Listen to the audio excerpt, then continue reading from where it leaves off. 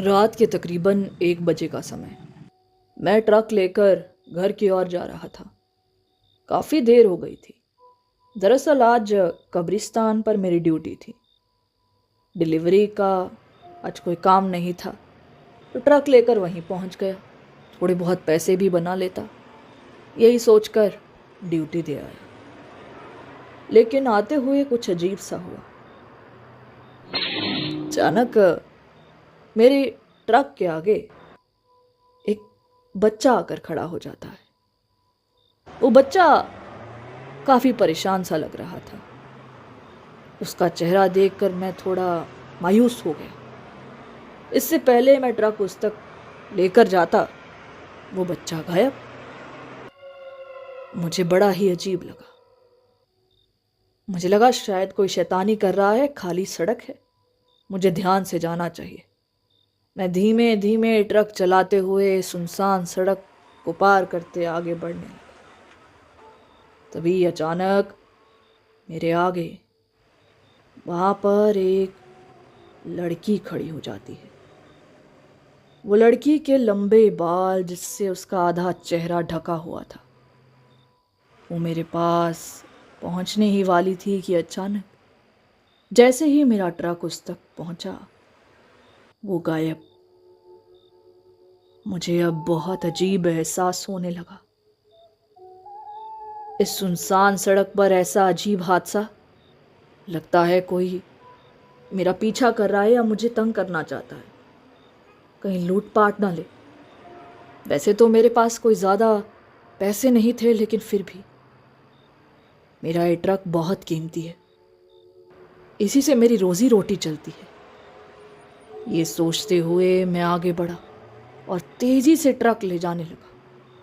तभी अचानक वहां पर एक खून से लथपथ लड़की मेरे आ गया।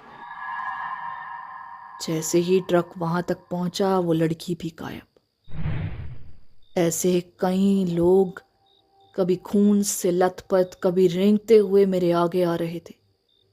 उन सब को पार करते हुए मैं ट्रक सीधा घर के पास रोका। जैसे ही ट्रक रोका, मेरी सांस में सांस आई। मैं कमरे के अंदर घुसा ही था कि अचानक मुझे अपने ड्राइंग रूम से आवाज आई। मुझे लगा शायद कोई बिल्ली या कुत्ता ना हो, अंदर घुस गया होगा। मैं देखने के लिए दौड़ा कि अचानक मैंने वहां पर सर कटे एक बच्चे को खून से लथपथ पाया। उसे देखकर मैं हक्का बक्का रह गया और वहां से भागने लगा। मैं दूसरे कमरे की ओर तक पहुंचा कि तभी वहां पर जो देखा, उसे देखकर तो मैं पूरा सुन्न पड़ गया था। वही बच्चा जो रोड पर था, वो लाल कपड़े वाली औरत, वो खून से लथपथ लड़की और सरकटा वो बच्चा, और ना जाने कितनी आकृतियां मेरे आगे थी। सब मेरी ओर देख रही थी। मुझे बहुत अजीब लग रहा था। मैंने डरते हुए अपनी जेब से फोन निकालना चाहा कि तभी मुझे याद आया, मेरा फोन तो कब्रिस्तान पर ही छूट गया। ड्यूटी देते वक्त मैं कब्रिस्तान के पास बैठा थोड़ा घबरा रहा था। रात के वक्त ऐसे पहली बार इस जगह पर ड्यूटी दी थी, इसलिए मैंने फ़ोन पर गाने लगा लिए थे, लेकिन लगता है फ़ोन वहीं रह गया। मैंने फटाफट ट्रक निकाला और उस रास्ते की ओर जाने लगा। रास्ते में वो आकृतियां मेरा पीछा कर रही थी, पर मैं मुड़ा नहीं। मैं भागते हुए कब्रिस्तान के पास पहुंचा तो देखा फ़ोन पर अभी भी गाने बज रहे थे। मैंने जैसे ही गानों को बंद किया तो आकृतियां मुझे कब्रिस्तान के अंदर जाती हुई दिखाई दी। उसके बाद वो मुझे दोबारा नहीं दिखी, ना ही उन्होंने मेरा पीछा किया।